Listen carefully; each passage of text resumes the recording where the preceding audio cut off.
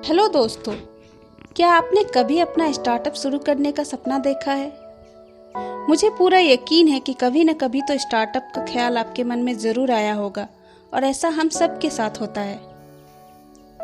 आए दिन हम नए स्टार्टअप्स के बारे में न्यूज़ में सुनते रहते हैं, जैसे ओयो रूम्स, ओला टैक्सी, उबर, जोमैटो, स्विगी और ऐसे ही स्टार्टअप्स हैं जो बहुत ज़्यादा सफल हो चुके हैं और उनके ओनर करोड़पति अरबपति बन चुके हैं। तो आज हम स्टार्टअप से संबंधित एक ऐसी ही किताब के बारे में डिस्कस करेंगे।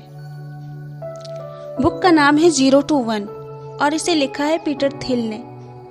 सबसे पहले पीटर थिल के बारे में आपको बता दूं, आपने पेपाल का नाम सुना ही होगा। जब गूगल पे, फोन पे, पेटीएम बने भी नहीं थे तब से पेपाल अमेरिका में यूज हो रहा है। पेपाल से आप ईमेल के जरिए ही पेमेंट का लेन देन कर सकते हैं। पेपाल दो लोगों ने मिलकर डेवलप किया था, एक तो पीटर थिल थे और दूसरे जिन्हें सारी दुनिया जानती है, एलन मस्क, सदी के क्रांतिकारी एंटरप्रेन्योर और इन्वेंटर। जो भी व्यक्ति स्टार्टअप शुरू करना चाहता है और एंटरप्रेन्योर बनना चाहता है, उन्हें पीटर थिल की इस किताब को जरूर जानना चाहिए। आइए इस वीडियो में मेन पॉइंट को डिस्कस करते हैं। 0 to 1। पहला पॉइंट है 0 to 1। ये बुक का टाइटल भी है, तो आखिर इसका मतलब क्या है? देखिए, 0 का मतलब सबको पता है, जीरो यानी नथिंग। तो पीटर थिल यही कहते हैं कि अगर आपको सफल स्टार्टअप शुरू करनी है तो 0 से स्टार्ट करिए। मतलब ऐसे प्रोडक्ट से शुरुआत करनी चाहिए जो अभी एग्जिस्ट ही नहीं करता, या दूसरे शब्दों में बोले तो अभी उसकी क्वांटिटी 0 है। लेकिन बहुत से लोग गलती करते हैं कि वे 1 से स्टार्ट करते हैं। पीटर के अकॉर्डिंग 1 का मतलब है पहले ही उस प्रोडक्ट का मार्केट में मौजूद होना। चलिए कोल्ड ड्रिंक का एग्जांपल लेकर समझते हैं। मार्केट में पहले ही Coca Cola, Pepsi, Thums Up जैसे सॉफ्ट ड्रिंक मौजूद है। यदि आप नया स्टार्टअप लगाते हैं और इनके जैसा ही कोल्ड ड्रिंक लेकर आते हैं, तब क्या होगा? इससे केवल कंपटीशन बढ़ेगा। बड़ी कंपनीज के पास तो पैसा है, पैसे की ताकत से वे नए स्टार्टअप के कंपटीशन को आसानी से कुचल देंगे और नया स्टार्टअप फेल हो जाएगा। यही मेन रीजन है कि 95% स्टार्टअप 1-2 साल में ही फेल हो जाते हैं। तो ऐसे में क्या करें?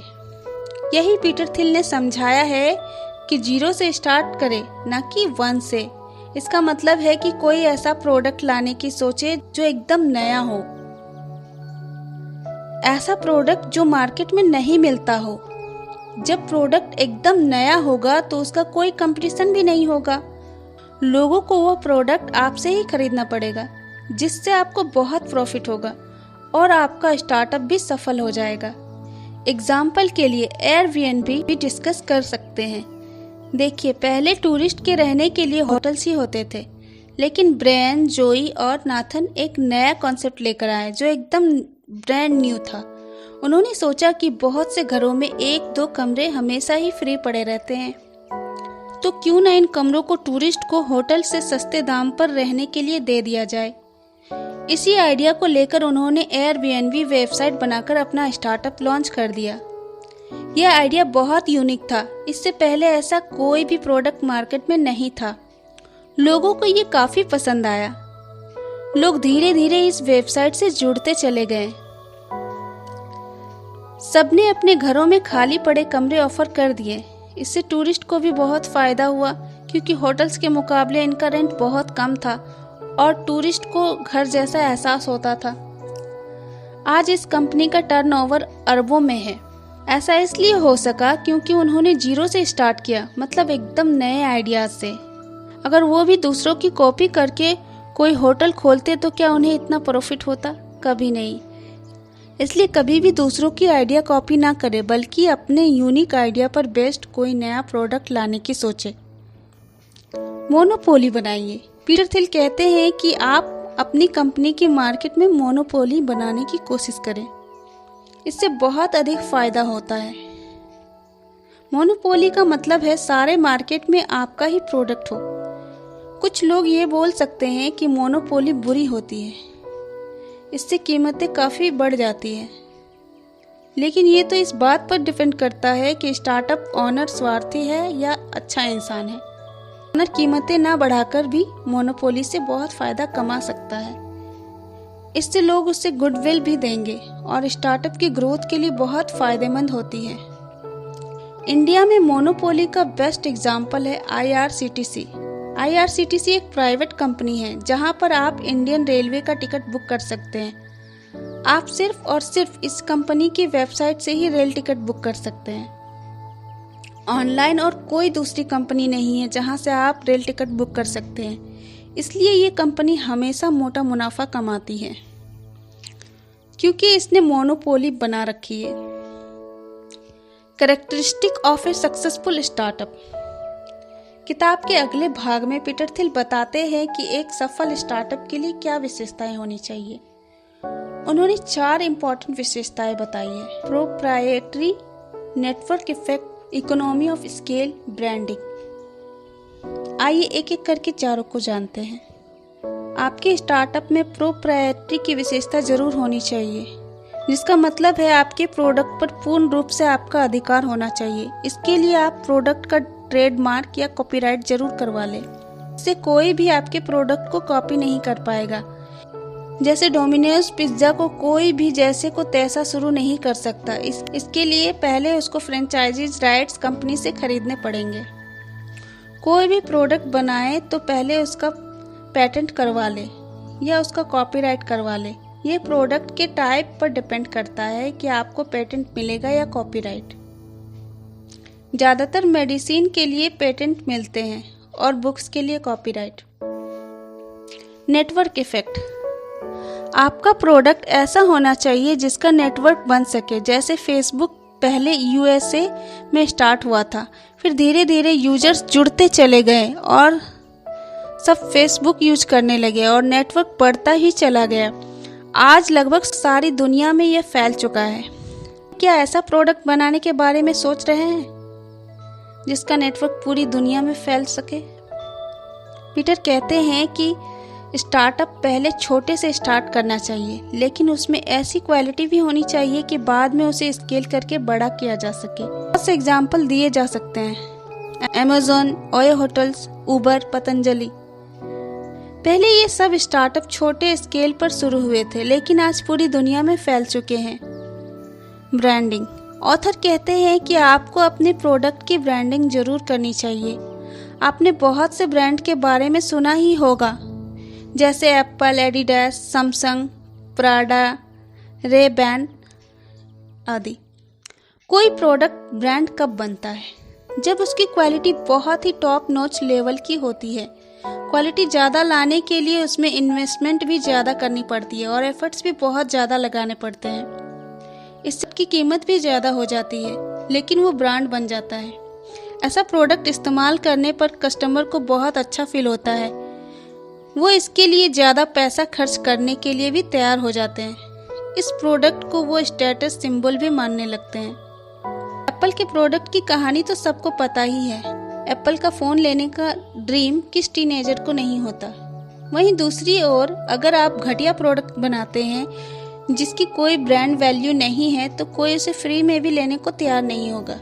इसलिए प्रोडक्ट को ब्रांड में कन्वर्ट करना बेहद ज़रूरी है, तभी आपका स्टार्टअप सफल होगा। How to start the company और स्टार्टअप। स्टार्टअप कैसे शुरू करें? अगर आपके पास कोई भी यूनिक आइडिया है तो आप भी अपनी स्टार्टअप लगा सकते हैं। इसके लिए ऑथर ने 4 स्टेप बताए हैं। Start with a friend, clear role and responsibilities, hire full time employees, pay less to founder. चारों स्टेप्स को समझते हैं। Start with friends. हमेशा स्टार्टअप किसी लाइक माइंडेड फ्रेंड्स के साथ लगाएं, जिसके साथ आपकी अच्छी बनती हो और आप दोनों में ब्रेन फ्रीक्वेंसी भी मैच करती हो। मतलब आप दोनों लगभग एक जैसा सोचते हो और अपने आइडिया को लेकर उत्साही हो। अन्यथा पार्टनर के साथ छोटे मोटे झगड़े होने लगेंगे और स्टार्टअप चलने से पहले ही फ्लॉप हो जाएगी। पीटर थिल और एलोन मस्क दोनों अच्छे फ्रेंड्स थे। दोनों ने पेपाल स्टार्ट किया था, तो आज भी सारी दुनिया में यूज होता है। Clear role and responsibility. जितने भी फाउंडर्स या पार्टनर्स हो सबको अपना रोल रिस्पॉन्सिबिलिटी पहले ही समझा दे और डॉक्यूमेंट पर लिख ले। जैसे मैनेजमेंट कौन देखेगा, मार्केटिंग कौन संभालेगा, अकाउंटेंट की रिस्पॉन्सिबिलिटी किसकी होगी। इससे बाद में झगड़ा नहीं होगा और ऐसा करने से स्टार्टअप स्मूथली चलेगा। Number 3, hire full time employees. Startup में एम्प्लॉय तो हायर करने ही पड़ेंगे, जैसे web developer, content writers, managers, accounts इत्यादि। लेकिन ऑथर कहते हैं कभी भी फ्रीलांसर को हायर मत करिए, फुल टाइम एम्प्लॉय ही रखिए। ऐसे एम्प्लॉय कंपनी में लगन से काम करेंगे, उन्हें कंपनी के बारे में अच्छे समझ भी होंगी और वे जिम्मेदारी से काम करेंगे। फ्रीलांसर पेमेंट होते ही बाय बाय कर देंगे। पे लेस टू फाउंडर। ऑथर कहते हैं जब स्टार्टअप नया हो तो फाउंडर को बहुत ज़्यादा सैलरी नहीं लेनी चाहिए, क्योंकि शुरू में मुनाफा इतना नहीं होता। पहले ही भारी भरकम सैलरी ले लेंगे तो इन्वेस्टमेंट के लिए पैसे ही नहीं रहेंगे और स्टार्टअप की ग्रोथ भी बहुत धीमी होगी। मार्केटिंग। बुक के अगले भाग में पीटर थिल प्रोडक्ट के मार्केटिंग के बारे में बताते हैं। मार्केटिंग से यह मतलब प्रोडक्ट के बेचने से है। आप 4 तरह से प्रोडक्ट की मार्केटिंग कर सकते हैं: complex marketing, personal marketing, advertisement, viral marketing. आइए इनके बारे में जानते हैं। Complex marketing. अगर आप प्रोडक्ट बहुत बड़ा है या बहुत बड़ा ऑर्डर आया तो उसे कॉम्प्लेक्स डील की कैटेगरी में रखा जाता है। ऐसे में आपको खुद बैठकर नेगोशिएट करना चाहिए कि दूसरी कंपनी बहुत बड़ा ऑर्डर दे रही है तो ओनर से ही बात करना चाहेगी। Personal marketing. पर्सनल मार्केटिंग से मतलब है ऐसी मार्केटिंग जिसे कोई पर्सन करे, जैसे सेल्समैन। आपने देखा होगा इंश्योरेंस आदि सेल्समैन ही सेल करते हैं। Number 3, advertisement. एडवर्टाइजमेंट तब करनी चाहिए जब प्रोडक्ट की कीमत बहुत ज़्यादा ना हो और डे टू डे लाइफ में यूज होता हो, जैसे कॉस्मेटिक्स, ग्रोसरी आदि। Number 4, viral marketing. Viral marketing का मतलब है प्रोडक्ट को एक कस्टमर से दूसरे तक तेजी से पहुंचाना। ऐसा आपने ज़्यादातर ऐप्स में देखा होगा। ऐप्स बनाने वाली कंपनी ऑफर देती है कि अपने फ्रेंड्स को ऐप्स के बारे में मैसेज फॉरवर्ड करो तो आपको कुछ कैशबैक मनी मिलेगी। आपको थोड़े पैसे देकर कंपनी अपना ऐप ज़्यादा लोगों से डाउनलोड करवा लेती है। बाद में एडवर्टाइजमेंट के जरिए ऐप से खुद बहुत सा पैसा कमा लेती है। आपने देखा ही होगा पेटीएम, फोन पे, पबजी इत्यादि में तरह तरह के ऑफर्स आते रहते हैं। तो दोस्तों यह थी बेस्ट सेलर किताब की समरी। उम्मीद है आपने काफ़ी कुछ सीखा होगा। प्लीज़ इस वीडियो को लाइक और शेयर ज़रूर करें और चैनल को सब्सक्राइब ज़रूर करिए ताकि हम ऐसे ही इंटरेस्टिंग वीडियो आपके लिए लेकर आए।